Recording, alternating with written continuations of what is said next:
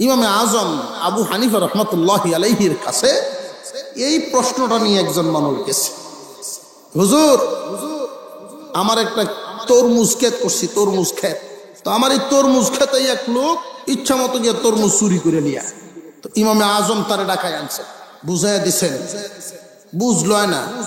তো একদিন তার হাতে ধরা পড়ছে, মালিকের হাতে ধরা পড়ছে, মালিকে ধরে নিয়ে আইছে ইমামে আজমের কাছে। ইমামে আজম রহমতুল্লাহি আলাইহি জিজ্ঞাসা করছেন, তুমি যে তরমুজ চুরি করো? আমি আল্লাহর হুকুমেই করি। আল্লাহর হুকুমেই করো? ইমামে আজম বুদ্ধি কম না বেশি? আল্লাহু আকবার, কি মেধা, কি মেধা! ইমামে আজম বলেন, তুমি একটা ঠ্যাঙ্গা লও, ঠ্যাঙ্গা লইয়া দুমসে বাড়ি দাও কয়েকটা।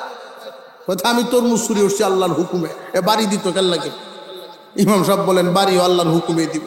তুমি চুরি যেমন আল্লাহর হুকুমে করছো, ফিট না আল্লাহর হুকুমেই খাইবা। কা আল্লাহর উপরে তাওয়াক্কুল করার আরেকটা অর্থ, আল্লাহর ফয়সালায় বান্দা খুশি। আল্লাহর ফয়সালায় বান্দা খুশি। সত্যিকারের ইমানদার গুণী মুমিন যারা হবে, তাদের যতই কষ্ট হোক না কেন এই গুণগুলো তার মধ্যে আনার চেষ্টা করবে। এক নাম্বার, আল্লাহর ভয় ভিতরে আসবে। আল্লাহর ভয় যার ভিতরে নাই, ওই মানুষটা ভয় আনবে কেমনে? ভয় তো কোনো জায়গায় বিক্রি হয় না। আল্লাহর ভয়টা ভিতরে আনার যত তরিকা আছে, এর মধ্যে উলামায়ে কেরাম বুজুর্গানে দ্বীন যেই পরামর্শটা দেন আল্লাহর ভয় ভিতরে জাগানোর জন্য, কমপক্ষে 5 থেকে 10 মিনিট সময় নীরবে বসে মুরাকাবা করবা, চিন্তা ভাবনা করবা। মিনিট অথবা 10 মিনিট সময় ভাববা, যেই দিন তুমি দুনিয়া থেকে বিদায় হবে, মরণ এমন একটা দিন আমাদের সামনে আসে না নাই যে মরতে হবে। কার কাফনের কাপড় বাজারে আইসা গেছে আমাদের কারোর জানা নাই। কোন দিন মসজিদের পালকি কার ঘরের সামনে দাঁড়ায় যায় জানা নাই।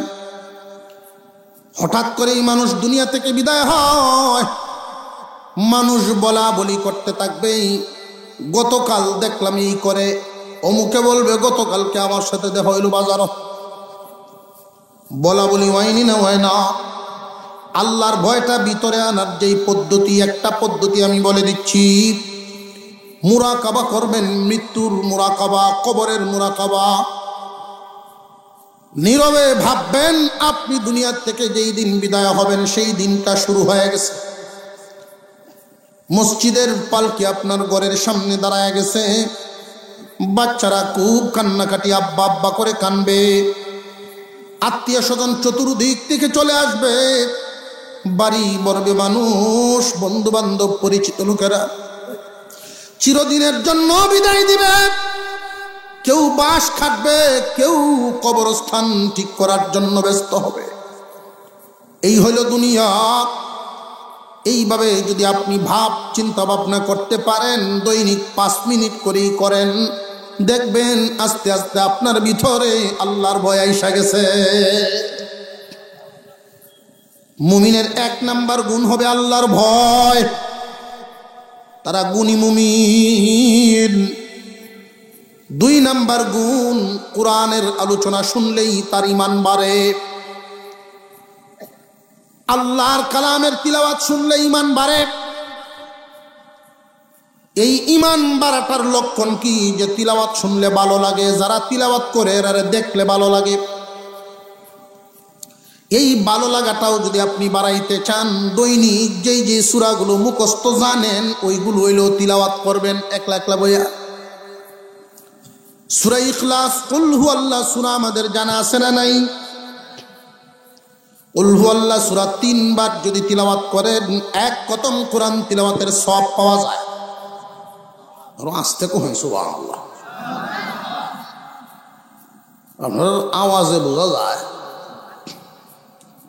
যে 6 মাস লাগাতার খালি রোজায় রাখছে। দুর্বল, এমন দুর্বল হয়েছে আর বাইরে তো। সুবহানাল্লাহর আওয়াজ শুনলে শয়তান এমন গুছাও হয়, এই আওয়াজটা যে পর্যন্ত যায় সেই পর্যন্ত গিয়ে দৌড়ে গিয়ে দাঁড়ায়। আপনারা এই জন্য আমরা জোরে জোরে কোথায় কাতায় টেনে টুনে কয়। সুবহানাল্লাহ, আলহামদুলিল্লাহ, এগুলো পড়লে শয়তান বড় নারাজ হয়। কুল হুয়াল্লাহ সূরা 3 বার তিলাওয়াত করলে এক খতম কোরআন তিলাওয়াতের সওয়াব। এক হাদিসের মধ্যে আসছে, মান করা সূরাতুল ইখলাস বিআশরিন বুনিয়া লাহু বাইতুন ফিল জান্নাহ। আল্লাহর হাবিব বলেন, কেউ যদি 10 বার সূরা ইখলাস তিলাওয়াত করে ফেলে, খুব কঠিন নয়, একদম সহজ। 10 বার সূরা ইখলাস কুল হুয়াল্লাহ সূরা যদি কেউ তিলাওয়াত করতে পারে, তার নামে জান্নাতের ভিতরে একটা বালাখানা তৈরি হবে। এই বালাখানার অবস্থাটা হবে একটা ইট স্বর্ণের আর একটা ইট রূপার, একটা ইট স্বর্ণের আর একটা ইট রূপার। দুইটা ইটের মাঝখানে জাফরান দিয়া জোড়া লাগানো হবে। স্প্রে ব্যবহার করে আমরা রুমকে সুগন্ধি করি, ওই দিন স্প্রে লাগবে না, দুই ইটের মাঝখান থেকে সুঘ্রাণ বাহির হইব। সূরা ইখলাস জানা আছে থাকলে বেশি বেশি পড়বেন। 10 বার পড়লে 1 বিল্ডিং, 20 বার পড়বেন 2 বিল্ডিং। হুজুর জীবনভর যদি পড়তে থাকি, যে হ্যাঁ জীবনভর পড়বেন, বিল্ডিং শুধু বাড়তেই থাকবে, বাড়তেই থাকবে, বাড়তেই। এত বিল্ডিং দেয়া করতাম কি? প্রশ্ন জাগে না? আমারও খালি প্রশ্ন জাগে, আর উত্তর বের করি। একটু সামনের দিকে আগায় বসে, সামনে ফাঁকা জায়গা রাখবো না, পিছনের ভাইরা যেন ঢুকতে পারেন এসে। এই দুনিয়ার জমিনে লক্ষ্য করে দেখবেন দুনিয়ার জমিনের হালত। এই দুনিয়ার জমিনে কেউ যদি 10 কাঠা জমিনের মালিক হয়, আরো 2 কাঠা 4 কাঠা বাড়ানোর নিয়ত তার ভিতরে আছে না নাই? আছে তো। কেউ যদি 1 কোটির মালিক হয়, 1.5 কোটি স্বপ্ন আইয়ে নি না আইয়ে না? এই দুনিয়ার জমিনে থাকবো কয়দিন যে গ্যারেন্টি নাই 1 সেকেন্ডেরও। 1 সেকেন্ডের গ্যারেন্টি নাই। আর পরেও যদি এই রকম স্বপ্ন তাকে আপনার আমার দিলে, যেই কালের শুরু আছে শেষ নাই, নিশ্চিত কোনো শেষ নাই, ওই কালে কি বিল্ডিং বেশি হওয়ার দরকার আছে না? না, এখন বুঝাইছেনি? যত বেশি পড়বেন, যত বেশি পড়বেন ততই লাভ। একবার সুবহানাল্লাহ আলহামদুলিল্লাহ যদি বলেন, আল্লাহ এতটাই খুশি হন, আসমান জমিনের মাঝখানের ফাঁকা জায়গা নেকি দিয়া ভরিয়া দেন। এইভাবে শুধু বাজেট বাড়তেই থাকে, বাড়তেই থাকে। আপনার আমার দিলের ভিতরে সত্যিকারের গুণী মুমিনের 2 নাম্বার গুণটা হলো, আল্লাহর কালামের তিলাওয়াত শুনলেই ঈমান বাড়বে। এই গুণটা নিজের মধ্যে আনবেন কেমনে? বেশি বেশি করে কোরআন তিলাওয়াত করা। মনে থাকবো? মুসলমান ভাইরা, আল্লাহ পাক সত্যিকারের মুমিনের 4 নাম্বার গুণটা বর্ণনা করেছেন, নামাজ কায়েম করবে। নামাজ কায়েমের অর্থ বললাম আমি, 1 নাম্বার অর্থ বলছি নিজের বডিতে প্রতিষ্ঠা করা। নামাজ কায়েমের 2 নাম্বার অর্থ হলো নিজের পরিবারে প্রতিষ্ঠা করা নামাজ। শুধু তুমি একা নামাজ পড়বা, তোমার বিবিকে নামাজ পড়াইবা না, তোমার ছেলে মেয়েদেরকে নামাজ পড়াইবা না, এটা কায়েম হয় না। তুমি যাদের ভরণ পোষণের দায়িত্ব নেও, তাদেরকে ইবাদতেরও পরিবেশ করায়া দাও। তুমি নিজেও আগুন থেকে বাঁচো, এদেরকেও জাহান্নাম থেকে বাঁচাও। নামাজ কায়েম করো। যাদের মধ্যে ত্রুটি বিচ্যুতি আছে, এই মানুষটা যেন মনের ভিতরে একটা চিন্তা থাকে, আমি নামাজটা কেমনে সুন্দর করতাম, নামাজটা কেমনে সুন্দর করতাম। নামাজ সুন্দর করার জন্য নিজের চেষ্টা প্রচেষ্টার দরকার আছে না নাই? আপনি জানেন না, যে জানে তার একটু জিজ্ঞানোর তো দরকার। এই পৃথিবীর জমিনে কেউ যদি 1 কাঠা জায়গা কিনে, এই 1 কাঠা জায়গা কেনার পরে দেখবেন নিজে কাগজপত্র না বুঝলেও বুঝইয়ার কাছে কিন্তু আসা যাওয়া ঠিকই করে। এই দুনিয়ার ক্ষেত্রে তোমাদের এত সতর্কতা, তাহলে আখেরাতের ক্ষেত্রে কেন হয় না? তুমি যে এত কষ্ট করে নামাজটা আদায় করলা, তোমার নামাজ কি নামাজ হইল কিনা জানুয়ারে আগে দেখাও। তোমার কেরাত, তোমার সূরাগুলো জানুয়াদেরকে শোনাও। যদি কোনো জায়গায় ভুল হয়, এই ভুলটা তারা দরিয়া দিব, তুমি খুশি হইয়া পরিবর্তন করো, সহি শুদ্ধ করিয়া লও। আমরা বেশিরভাগ নামাজির অবস্থা হইল এমন, নিজে তো কেউ রে গিয়া যাই সে জিগাই তুই না, কেউ যদি দেইকা বুল দরিয়া দেয় বেটা আরো গুসা হয়, আছে না নাই? গুসা হয়, গুসা। আমি আমার সাথে একবার নামাজ পড়ছি, হুরাতুল মসজিদ, আসরের নামাজ, সালাম পিরানির আগে বেটা যে কামটা করছে, 2 রাকাত নামাজ গেছে, বাকি 2 রাকাত রইছে। আরো এমনি বেটা মোবাইল আইছে, বুক ফোর তো মোবাইল পাই ফুটিয়া রিসিভ করে আমি নামাজ থুই দিছে, যথারীতি সালাম পিরাইছে। সালাম পিরানোর পর আমার সাথে যেহেতু তো বোঝা যায়, বুঝছে চাচা আপনার নামাজ হইছে না, এই নামাজ আবার গিয়ে পড়েন। বেড়া আমার তোমার বাড়ি কই মেয়া, বেড়ার আওয়াজটাই বুঝেছি ওরা চেচ্ছে খুব সাংঘাতে, তোমার বাড়ি কই, আমার নামাজ হইছে কিনা তুমি কেমন জানো, আল্লাহ কই তার। সাধারণ 2-4 জন শুনলে তো করবো তো ঠিকই, আল্লাহ তো কই তার। আল্লাহ বিধিবিধান নাজিল করে দিছেন, তোমরা দেখে দেখে লো কেমনে হইব কেমনে না, এটা আমি নাজিল করে দিছি, এখান থেকে তুমি পড়ো, এইভাবে পড়লে হইব, এইভাবে পড়লে হইতো না। এই কথাটি কার কথা বুঝে আসতেছে? এই কথাটি যদি তুমি মানো, আলেম ওলামাদের কথা মানতে, আর যদি এই কথাটি না মানো তা নামাজ পড়ার দরকার নাই, তোমার ইমানই নেই।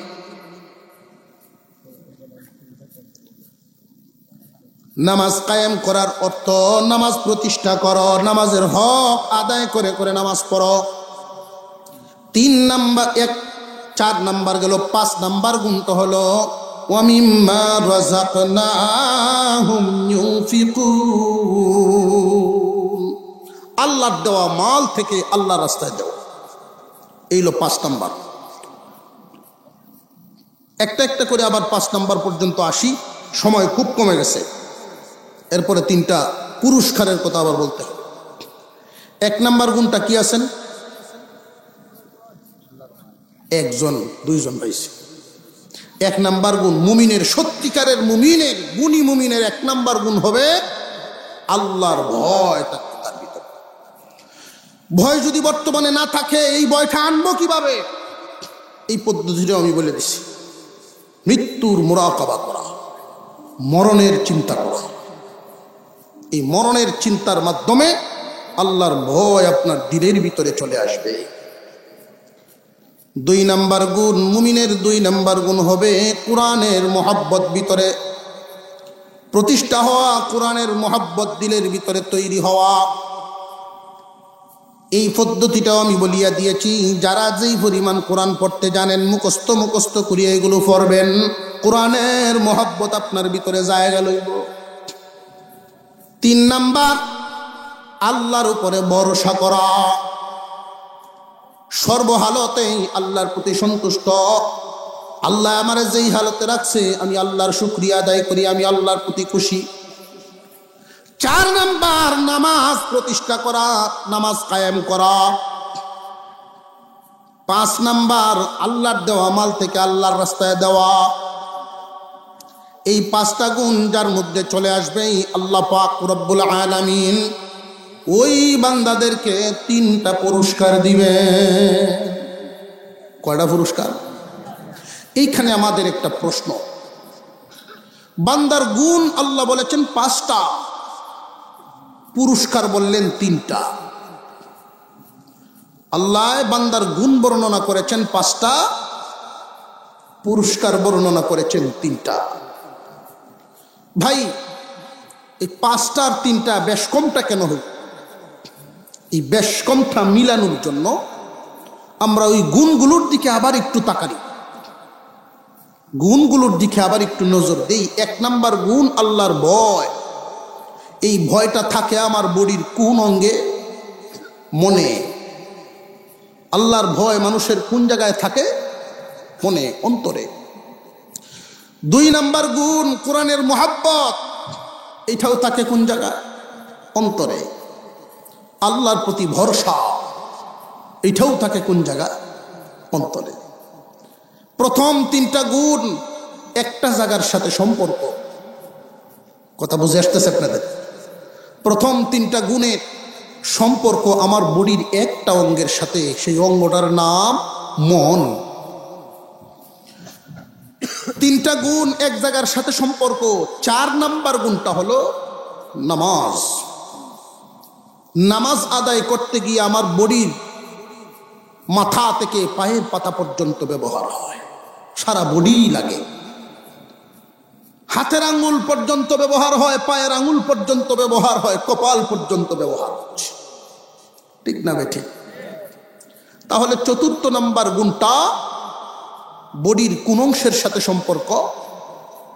সারা বডির সাথে সম্পর্ক। প্রথম 3টা গুণের সম্পর্ক হলো মনের সাথে। 4র্থ নাম্বার গুণের সম্পর্কটা হলো বডির সাথে। কটা অবস্থা গেল না? আমার বডির যেটা গেল, গুণ গেল 60টা, আর অঙ্গ গেল 2টা। একটা বডি, মন।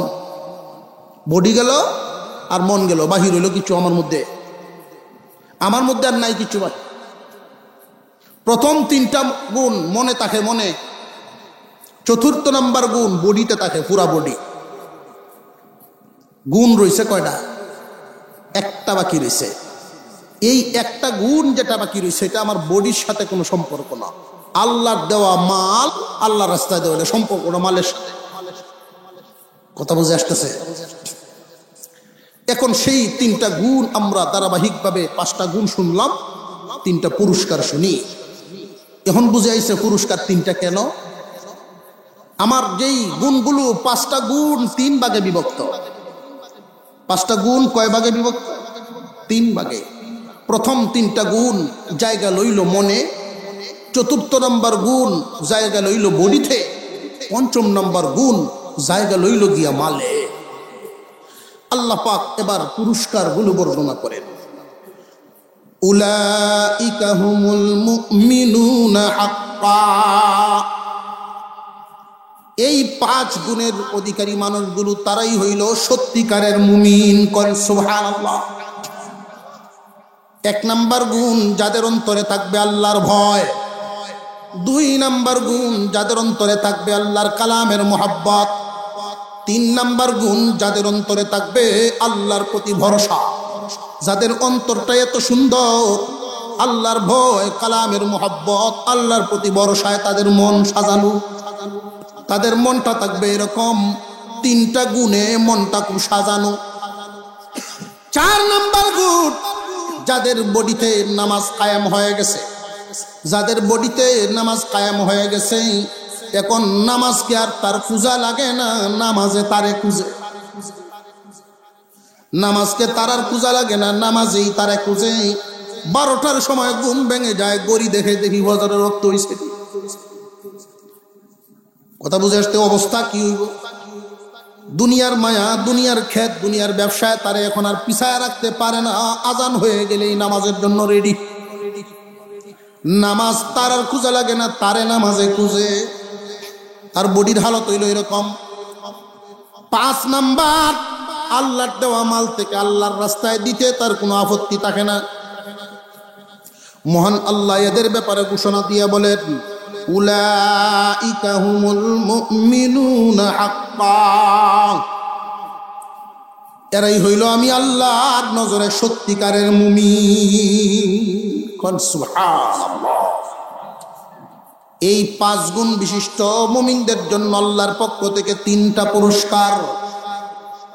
লাহুম দারাজাতুন ইনদা রাব্বিহিম, লাহুম দারাজাতুন ইনদা রাব্বিহিম। আল্লাহ বলেন এদেরকে আমি 1 নাম্বার পুরস্কারটা দিব, আমি এদের মান ইজ্জত বাড়ায়া দিব। আল্লাহর পক্ষ থেকে এদেরকে সম্মানিত ঘোষণা করা হবে। দুনিয়ার মানুষ, আল্লাহ যখন কাউকে সম্মানিত করবার চান, প্রথমেই তিনি আসমানে জিব্রাইলকে ডাইকা নিয়া বলেন, জিব্রাইল, দুনিয়ার অমুকের পুত্র অমুকরে আমার বড় ভালো লাগছে, তারে আমি ইজ্জত দিলাম। জিব্রাইল আলাইহিস সালাম আসমানের সমস্ত ফেরেশতাদেরকে জানায়া দেন, আসমানের ফেরেশতারা জমিনের ফেরেশতাদেরকে জানায়া দেন। এরপরে জিব্রাইল আমিন এসে ঘোষণা দিয়া যান, ও দুনিয়াবাসী, তোমরা জানিয়া রাখো অমুকের সন্তান অমুকের জন্য আল্লাহর পক্ষ থেকে সম্মান বাজেট হয়ে গেছে। কেউ যদি মনে করে যে হুজুর ফেরেশতাদের মিছিল দিয়ে আমরা দরকার কি, সম্মান পাইলে শুধু ফেরেশতারা মিছিল দিত, আমরা মানুষেও তো দেই, অমুক ভাইয়ের চরিত্র, এই ভাই তো আছে সম্মান, যে এই সম্মান আর এই সম্মানের বেশ কম আছে। এই সম্মানে সামনে দেয় সালাম আলি, পিছে দেয় গালি। এই সম্মান হলো সামনে আসসালামু আলাইকুম কেমন আছো, সালাম দাও যেটা দিব এটা আদবের না লেঙ্গুন নাই সালাম, আসসালামু আলাইকুম কয়। সামনে দিয়ে সালাম আলি দেয়, পিছন দিয়ে কয় এর মতো একটা সুরান নাই, কয় না কয় না। এক বেটা কইছেন একদিন, এক বুড়া বেটা, হুজুর আমরা এলাকার চেয়ারম্যান 3টে বাথরুম খাইছে, লেফটিন খাইলো কেমন। তখন আমি খুঁজ লইলাম যে বাজারও 3টে সরকারি লেফটিন বাজেট হয়েছিল, এই লেফটিন না করিয়ে দেবে খাইছে, এই কয় বাথরুম খাইছে। ও আচ্ছা, এই ঘটনা। সত্যিকারের মুমিনের 1 নাম্বার গুণ, আল্লাহর নাম স্মরণ হয়ে গেলেই, আল্লাহর নামের আওয়াজ কানে আসলে, অর্থাৎ আল্লাহর নামটা শুনলেই, আল্লাহর নামটা মনে পড়লে, আল্লাহর কথা স্মরণ হয়ে গেলেই তার ভিতরটা ভয়ে প্রকম্পিত হয়ে যায়। তার দিলের ভিতরে আল্লাহর ভয় থাকবে, আল্লাহর ভয়। একজন ইমানদার এই গুণটা তার মধ্যে আছে কিনা বুঝবে কেমনে? আল্লাহর ভয় তার ভিতরে আছে কিনা এটা বুঝবে কিভাবে? জমিনে ধান কাটার মধ্যে লিপ্ত আছে, রোয়া লাগানোর মধ্যে লিপ্ত আছে, দুনিয়ার কাজ কাম নিয়ে ব্যস্ত। এই মুহূর্তে যদি তার কানে আল্লাহর নামের আওয়াজ পৌঁছে যায়, আল্লাহু আকবার, আল্লাহু আকবার,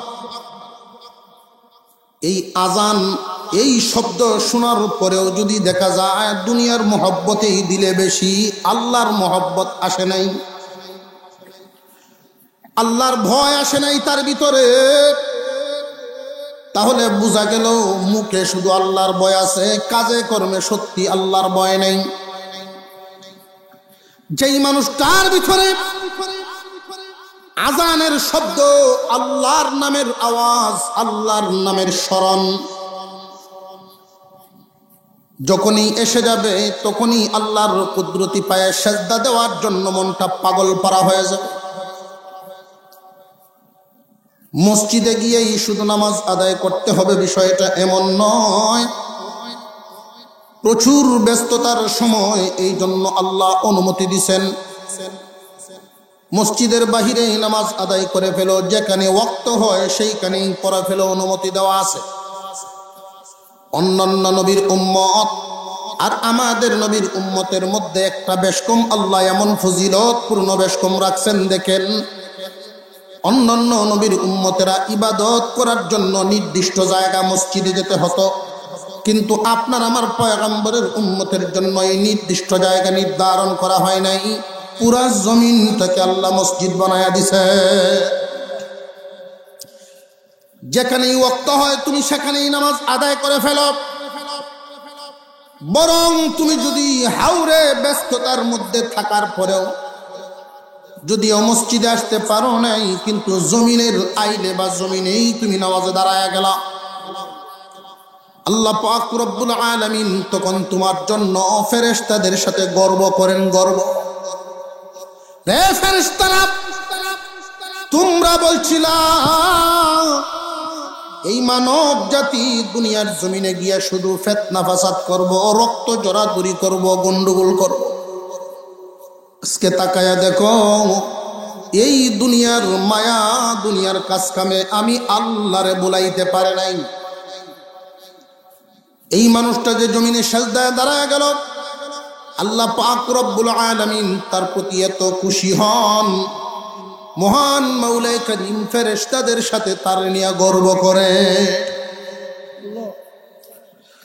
আপনারা যেমনে বইছেন জামডি মাজিয়া, সুবহানাল্লাহ কইলে কি গুনাহ না সওয়াব? সুবহানাল্লাহ বললে লাভ আছে না নাই? তো সুবহানাল্লাহ মুখটা দিয়ে যদি আমরা একটু উচ্চারণ হয়ে যায়, টুটি ফাঁক করতে লাগবো, জিব্বাটা গুরান দিয়ে টুটি ফাঁক করিয়া সুবহানাল্লাহ। কেউ যদি সুবহানাল্লাহ বলে আল্লাহ বলেন, বান্দা তুমি আমারে পবিত্র কইছ, আমি তোমারে পবিত্র বানায় দিলাম। এরপরে যদি কেউ আর মিথ্যা না বলে, হারাম না খায়, জবান পাক রাখতে পারে, এই অবস্থায় মারা গেলে জবান পবিত্র লইয়াই মরল। সুবহানাল্লাহ বলার সাথে সাথে জান্নাতে একটা গাছ লাগানো হয়। এই গাছটার আয়তন কি পরিমাণ নবীজি বলেন, একজন যুবক একটা ঘোড়ার উপর সোয়ার হয়ে কোনো থামাথামি নাই, বিশ্রাম নাই, জিরাজিরি নাই, 100 বছর দৌড়ে, তবু একটা ডালের ছায়াও শেষ করতে পারবে না। এক ডালে গাছ হয়, ডালপালা কি পরিমাণ, যার সুবহানাল্লাহর ওজন যে পরিমাণ। সবার জবান কি সমান? এই জন্য ওজনও সমান না। বহু মানুষ জবান বিক্রি করে দেয়। এক কাপ চা খাওয়াইলে সারাদিন হের পক্ষে কথা, এমন জবান আছে না নাই? আর বহু জবান এমন আছে 1 কোটি টাকা দিলেও মিথ্যা শক্তি দিবে না। আল্লাহর নামের তাসবিহ যে যত বেশি পড়বে, আল্লাহ পাক রব্বুল আলামিন তার শান মান মর্যাদা বেশি বাড়ায় দেবে। 1 নাম্বার মুমিনের, গুণী মুমিনের 1 নাম্বার সিফাত, ইন্নামাল মুমিনুনা আল্লাযীনা ইযা যুকিরাল্লাহু ওয়াজিলাত কুলুবুহুম। 1 নাম্বার মুমিনের 1 নাম্বার গুণ, 1 নাম্বার সিফাত, আল্লাহর ভয়ে তার মনটা ভরা থাকবে। যার মনে আল্লাহর ভয় থাকবে তার মনে দেখবেন গুনার মোহাব্বত, পরের মালের মোহাব্বত, এইগুলো ডুববার জায়গা পায় না। কলবটাকে, মনটাকে আল্লাহর মোহাব্বত, আল্লাহর ভয় দিয়া ভরিয়া রাখবা। ইমানদারের 1 নাম্বার গুণ আল্লাহর মোহাব্বত, আল্লাহর ভয় তার দিলের ভিতরে বেশি থাকবে। 1 নাম্বার, ইন্নামাল মুমিনুনা আল্লাযীনা ইযা যুকিরাল্লাহু ওয়াজিলাত কুলুবুহুম ওয়া ইযা তুলিয়াত আলাইহিম আয়াতুহু যাদাতহুম ঈমানা। 2 নাম্বার, সত্যিকারের ইমানদারের 2 নাম্বার গুণ হলো আল্লাহর কালামের তিলাওয়াত শুনলে তাদের ঈমান বাড়বে। আল্লাহর কালাম কোরআনের তিলাওয়াত, কুরআনুল কারীমের তিলাওয়াত শুনলে তাদের ঈমান বাড়তেই থাকবে, বাড়তেই থাকবে, বাড়তেই থাকবে। মুফাসসিরিনে কেরাম বুঝায় দিলেন, ঈমান তো এমন একটা দৌলতের নাম, চোখেও দেখা যায় না, হাতেও ধরা যায় না। বারে বা কমে এটা কেমনে বোঝা যাবে? আল্লাহর কালামের তিলাওয়াত শুনলে ঈমান যে বাড়ে, এটা আমরা কেমনে বুঝবো, কেমনে বুঝতাম? মুফাসসিরিনে কেরাম বুঝায়া দিলেন, আল্লাহর কালামের তিলাওয়াত শুনলে যদি ভালো লাগে বুঝবা তোমার ঈমান বাড়ে। আল্লাহর কোরআন শুনলে যদি তোমার ভালো লাগে বুঝবা তোমার ঈমান বাড়ে। যেইখানে কোরআন পড়ানো হয় এই জায়গাটা দেখলেও যদি তোমার ভালো লাগে, মাদ্রাসা, বুঝবা তোমার ঈমান বাড়ে। মসজিদ, মাদ্রাসা ইসলামের সাথে সম্পৃক্ত, কোরআনের সাথে সম্পৃক্ত, কোরআনওয়ালা, এইগুলোকে যদি ভালো লাগে বুঝবা তোমার ঈমান বাড়ে। ইন্নামাল মুমিনুনা আল্লাযীনা ইযা যুকিরাল্লাহু ওয়াজিলাত কুলুবুহুম ওয়া ইযা তুলিয়াত আলাইহিম আয়াতুহু যাদাতহুম ঈমানা ওয়া আলা রাব্বিহিম ইয়াতাওয়াক্কালুন। মুমিনের 3 নাম্বার গুণ, তারা আল্লাহর উপরে ভরসা করবে, আল্লাহর উপরে তাওয়াক্কুল করবে। আল্লাহর উপরে ভরসা করার অর্থ কি? এই জমিনের কোন সৃষ্টির দ্বারা কোনো কিছু করা সম্ভব নয় আল্লাহর রহম ছাড়া। আমরা খাই, আমরা ঘুমাই, আমরা যা কিছু করি না কেন আল্লাহর হুকুম ছাড়া গাছের পাতাও নড়ে না। এই বিশ্বাসটা যার ভিতরে পরিপূর্ণ থাকবে, আপনি যদি ঢাকায় যান ধারণা রাখতে হবে আল্লাহ আমার ঢাকায় আনছেন মাধ্যম হইল গাড়ি, গাড়ি আনতে পারে নাই, আনছেন আল্লাহ, উসিলা হইল গাড়ি। এই পৃথিবীর জমিনে যা কিছু হবে না হবে আল্লাহর হুকুম ছাড়া কোনো কিছুই হবে না। এখন অনেক মানুষ হয়তো প্রশ্ন করতে পারেন, হুজুর তাহলে যে ব্যক্তি চুরি করে সেও তো দেখা যায় আল্লাহর হুকুমই করে। প্রশ্ন জাগে না? এই দুনিয়ার জমিনে সব মানুষের হালত কি সমান না বেশ কম আছে? কোন মানুষকে আল্লাহ ধনী বানাইছেন, কোন মানুষকে আবার মধ্যম পন্থা, কোন মানুষকে একবারে গরিব। কাউকে কখনো চলায় ফিরায় রাখেন, কাউকে বিছানায় ফেলায় রাখেন, কাউরে সম্মানী বেশি বানাইছেন, কাউকে মধ্যম পন্থায়, সবাইরে সমান দেন নাই। মহান মাওলা করিম যাকে যেই হালতে রেখেছেন ওই হালতের উপরে শুকর আদায় করা। আল্লাহ আমাকে যেই হালতে আপনি রাখছেন আমি আপনার প্রতি অনেক খুশি, আপনার ফয়সালায় আমি খুশি। আল্লাহ পাক রব্বুল আলামিন আপনি আমাকে বানাইছেন, আমাকে যেই হালতে দেখতে আল্লাহর ভালো লাগে ওই হালতেই আল্লাহ আপনি আমার রাখবেন।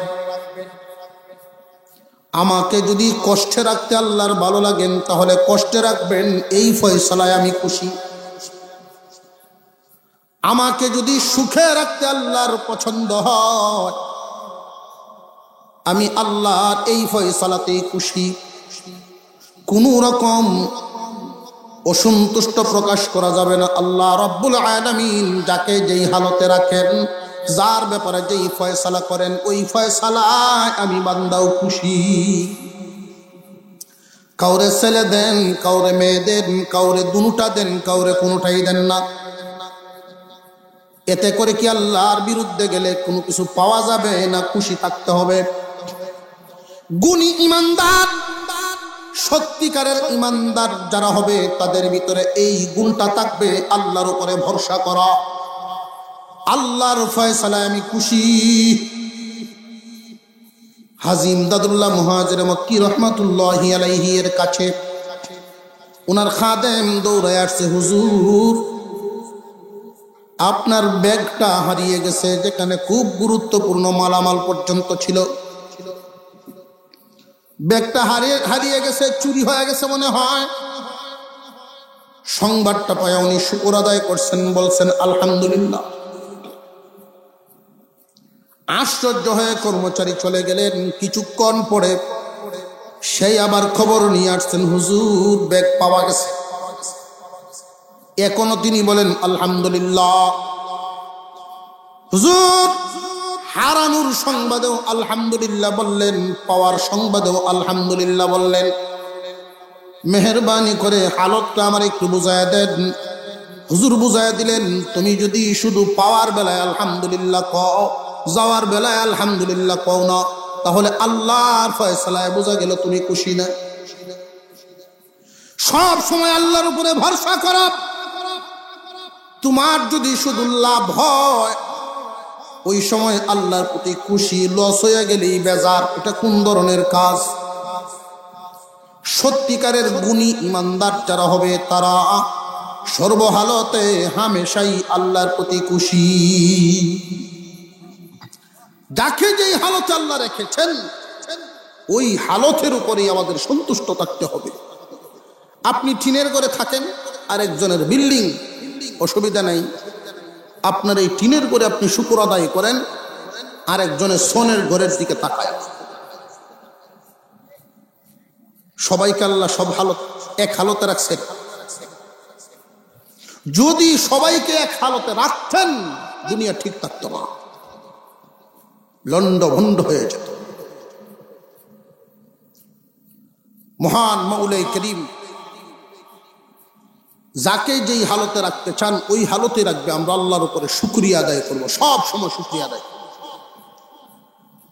বান্দা যখন আল্লাহর শুকর আদায় করে হালতের উপরে খুশি থাকে আল্লাহ পাক ওই সময়ই জান্নাতের 8টা দরজা খুলিয়া দেন বান্দার খুশিতে যেন জান্নাতে ঢুকতে পারে। বেশি বেশি করে শুকরিয়া আদায় করা খুব কঠিন কাজ না, সহজ কাজ।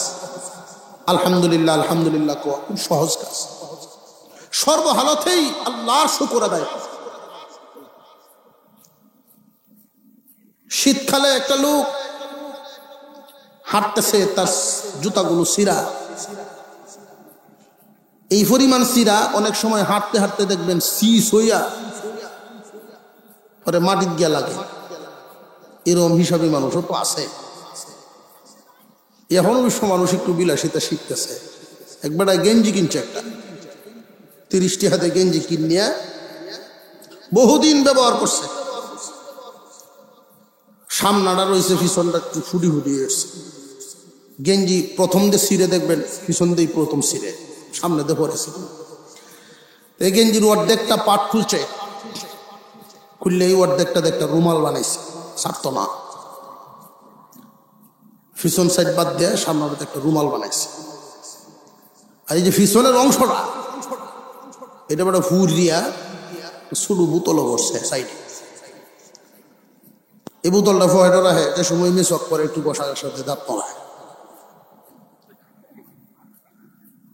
উজু করতেছে হাউজো কুলি ঘুরে, যে সময় দেখছে যাই বিজ্জা যাইতেছে গা বাসিয়া পানির সাথে। আমার 30টা টাকা পানিত বাসে গেল, 30টা টাকা তার পানিত বাসে গেল। আরেকবার দেখে ভাই আমি তো বুঝলাম না ঘটনাটা। তো বুঝতেন না ভাই, আমি তো গেঞ্জি কিনছিলাম। এই ভাই সাই হয়েছে। আল্লাহু আকবার। কারণ যদি এই দেশও থাকতো তাহলে আপনারা তার মন্ত্রী বানাইল। এত কৃপণ হওয়াও ভালো না, নিজের কষ্ট দেওয়া ভালো না। আল্লাহ রাসূল বলেন, আল্লাহ পাক যাকে যেই নিয়ামত দিয়েছেন তার চলাফেরা, খাওয়া দাওয়া, উঠা বসার মধ্যে যেন আল্লাহর দেয়া নিয়ামত প্রকাশ পায়। তখন তার ব্যবহারের মাধ্যমে আল্লাহ শুকরিয়া আদায় হয়। আল্লাহ সারা জমিনের মালিক বানাইছে, এমন মানুষও আছে কাপড় রুহায় না। এটা না শুকুর, ব্যবহারের মধ্যে না শুকরিয়া। ইচ্ছা করলে একটু সুখ দিতে পারে, ভালো কিছু পড়তে পারে, কিন্তু না এমন হালতে তাহে কেউ ভাললে 10 টাকা দেও ভাল তারে, বুঝুন না? এমন হালতে থাকবো সেদা বেদা হয়ে যায়, এটা ঠিক না। আর অবস্থার চেয়ে বেশি বাইরে যাওয়াটাও ঠিক না। আল্লাহ পাক মধ্যম পন্থাটাকে বড় পছন্দ করেন। বলেন সুবহানাল্লাহ। মুমিন বান্দার সিফত বলতেছিলাম। মুমিন বান্দার সিফত, নামে মুমিন, গুণে মুমিন। আল্লাহর ভয় ভিতরে নাই মানুষটা কি গুণী মুমিন না নামে মুমিন? ওই মানুষ আল্লাহর কাছ থেকে পুরস্কার পাবে না, নামে মুমিন পুরস্কার পাবে না। অনেক মানুষ দেখবেন নামেই তো বেড়ার দারোগালি। আগে মহিলাদের নাম শুনতাম পুলিশের মা, জজের মা, উহিলের মা, আসিদ নাই তো দারোগার মা। আসলে কি বেটির ভূত দারোগা, নামই দারোগার মা। একজনের নাম এই তো মাস্টার, ডাকতে ডাকতে মানুষ মাস্টারই ডাকে। এই মাস্টার যদি ব্যাংকে গিয়ে কয় যে আমার বেতন দেব, কি এর বেতন? আমি মাস্টার। কোন স্কুলের মাস্টার? আপনি স্কুল নাই, দিব বেতন? গুণী মুমিন আর নামে মুমিনের মধ্যে এই হলো বেশ কম। 1 নাম্বার আল্লাহর ভয়, 2 নাম্বার কোরআনের মুহাব্বত, 3 নাম্বার আল্লাহর উপরে ভরসা করা, আল্লাহর উপরে ভরসা করা। 4 নাম্বার গুণ আল্লাযীনা ইউকিমুনাস সালাহ, নামাজ কায়েম করা, নামাজ কায়েম করা। অনেক মানুষ এই জায়গায় প্রশ্ন করে, হুজুর আল্লাহ তো নামাজ পড়ার কথা কইছে না, আপনারা খালি আমরা নামাজ পড়ার দাওয়াত দিন, নামাজ পড়ার দাওয়াত দিন। কোরআন তো নামাজ পড়ার কথা নাই, নামাজ কায়েম করার কথা। কায়েমের অর্থ বুঝে না, এই জন্যই কথা বলে নামাজ কায়েম করো। নামাজ কায়েমের অর্থ হলো নামাজ প্রতিষ্ঠা করো। এই নামাজটা আমরা প্রতিষ্ঠা করব কোন জায়গায়? এক নাম্বার অর্থ নিজের বডিতে, নিজের, আমরা ঘুমাই গেছি গিয়া বাপ সবে তো বোঝা যায় না। এক নাম্বার নিজের বডিতে নামাজ কায়েম করা। নিজের বডিতে নামাজ কায়েম করা কেমনে? নামাজের হক আদায় করে করে নামাজ পড়া। কথা বুঝে আসতেছে? নামাজের হক আছে না নাই? আমাদের যেমন বডি আছে, নামাজেরও বডি আছে। আমাদের বডিতে যেমন গুরুত্বপূর্ণ কিছু অঙ্গ আছে, যেই অঙ্গ না থাকলে আমরা বাঁচবই না। নামাজেরও কিছু অঙ্গ প্রত্যঙ্গ এমন আছে, যেই অঙ্গ না থাকলে নামাজই হবে না। যেমন ধরেন নামাজের বাহিরেও ভিতরে ফরজ আছে না নাই? বাহিরেও ভিতরে 13 ফরজ আছে না? নামাজে ওয়াজিবাত আছে, নামাজে মাসনুনাত আছে। নামাজের ভিতরে যদি কেউ ফরজ ভঙ্গ করে ফেলে, জানিয়া করুক না জানিয়া করুক, নামাজ শেষ, ফরজ নাই। যেমন মানুষটার মাথাই নাই, বাঁচবো কেমন? নামাজের ভিতরে এমন কিছু অঙ্গ আছে যেইগুলো না থাকলেও নামাজ হয়ে যায়, কিন্তু অঙ্গহানি। আমার বডিতে যদি একটা আঙ্গুল না থাকে, আমি কি মরে যাব? না, থাকবো ঠিকই, কিন্তু সৌন্দর্য নষ্ট। নামাজের ভিতরে সেজদা, রুকু, এইগুলোর গুরুত্ব যেমন, তসবির গুরুত্ব কিন্তু এমন না। তসবিহ 3 জায়গা 3 বার পড়ার জায়গায় যদি কেউ 2 বার পড়ে, নামাজ কিন্তু হবে, কিন্তু সেজদায় যদি গাফলতি হয় তাহলে নামাজই ভঙ্গ হয়ে যায়। আল্লাহ পাক রব্বুল আলামিন বলেন, আল্লাযীনা ইউকিমুনাস সালাহ, সত্যিকারের মুমিন যারা হবে, গুণী মুমিন যারা হবে, যাদেরকে জাহান্নামে না জ্বালায়া আমি আল্লাহ জান্নাত দিব। ও দুনিয়ার মানুষ, তোমরা এদেরকে চিনিয়া লও, তারা নামাজ কায়েম করব। নামাজের হক আদায় করে করে কেরাতকে কেরাত বানাইব, রুকুকে রুকু বানাইব, সেজদাকে সেজদা বানাইব, কওমাকে কওমা বানাইব, জলসাকে জলসা বানাইব। লক্ষ্য করে দেখবেন নামাজের ভিতরে আমাদের অনেক নামাজিগণ এত তাড়াহুড়া করে, রুকুর থেকে সোজা হইয়া না দাঁড়াইয়াই সেজদার জায়গা, 2 সেজদার মাঝখানে সোজা হইয়া না বসিয়ে আবার দ্বিতীয় সেজদা দেলায়। মনে হইতেছে তার জুতা দিকেও ছুরি উড়ে লয়ে দেবো। এই ডরে তাড়াহুড়া।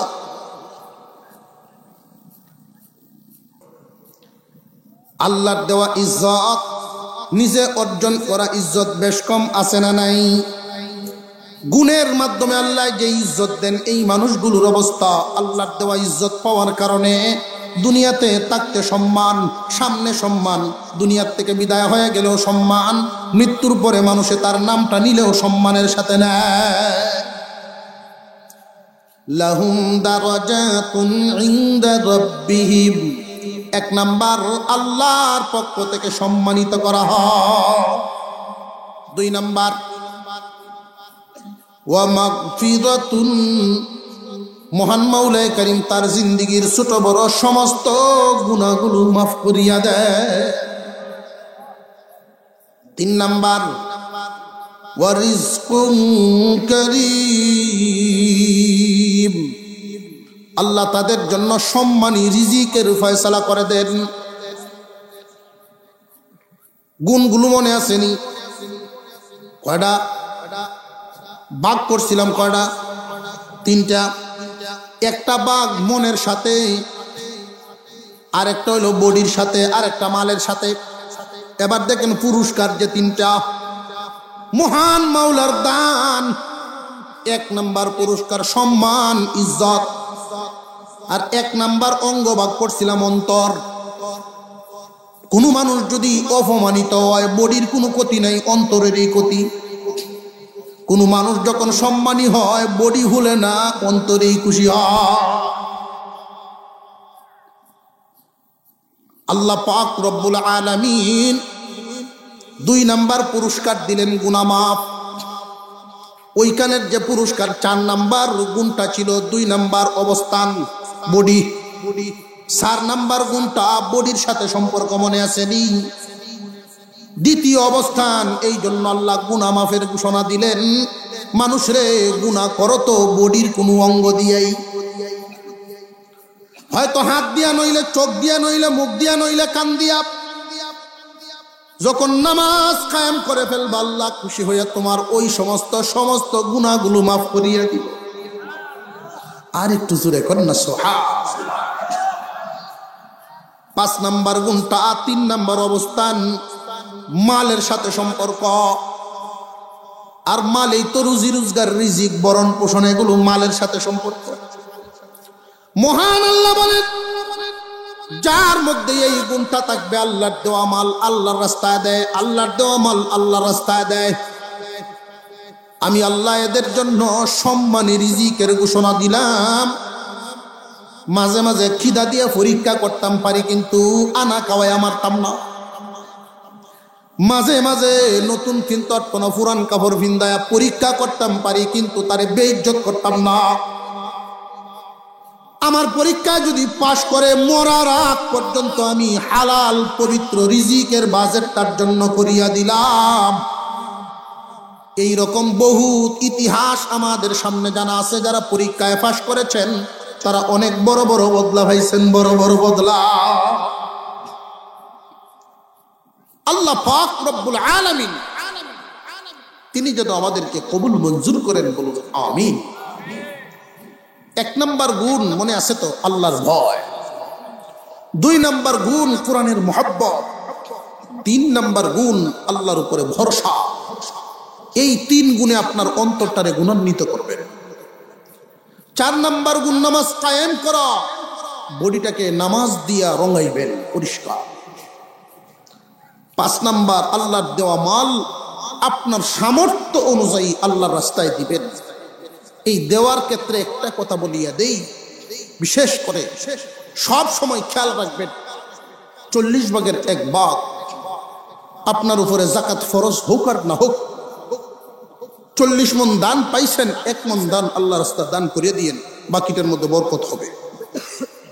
আপনি একজন রিক্সা চালান, দৈনিক 500 টাকা কামলা দেন বা মিস্ত্রিগিরি করেন, যে কোনো ভাবে, অর্থাৎ শ্রম দিয়া পয়সা ইনকাম করা।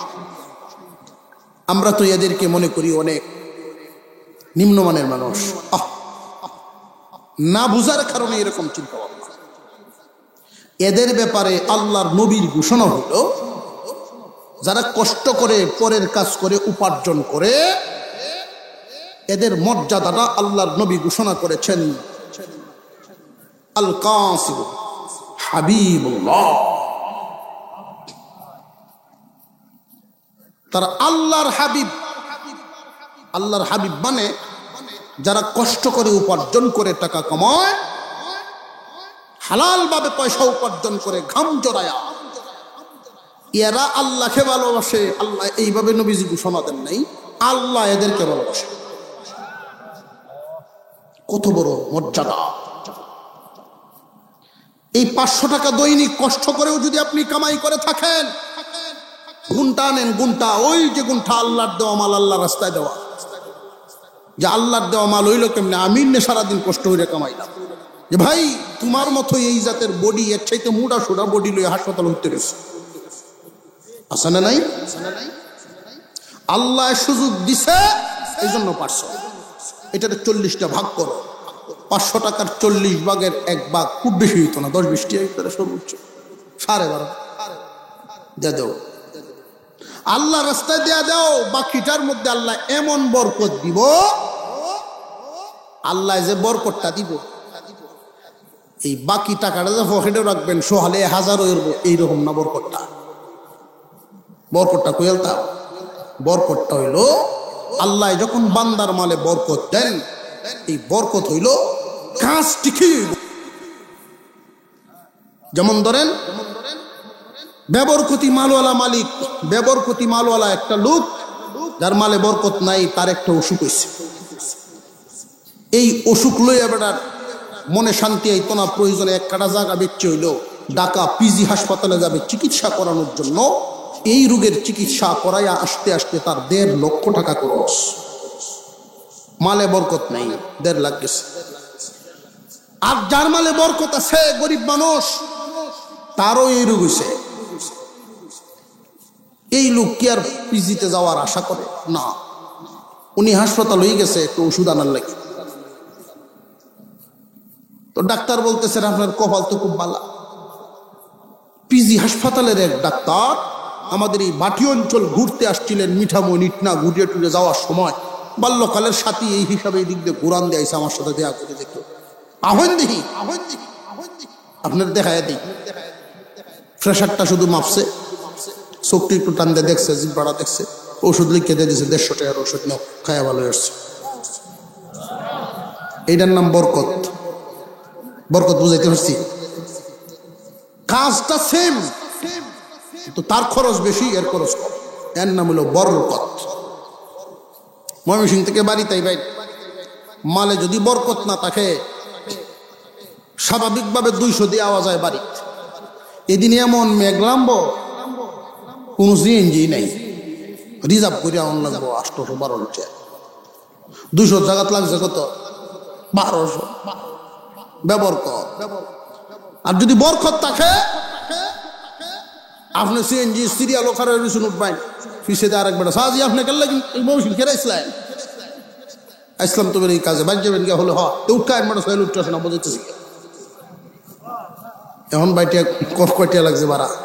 1 টাকাও না। কাম টিকে হয়েছে, এর নাম হইল বরকত। আল্লাহ আমাদেরকে আমলের তৌফিক দেন, আমরা বলি আমিন।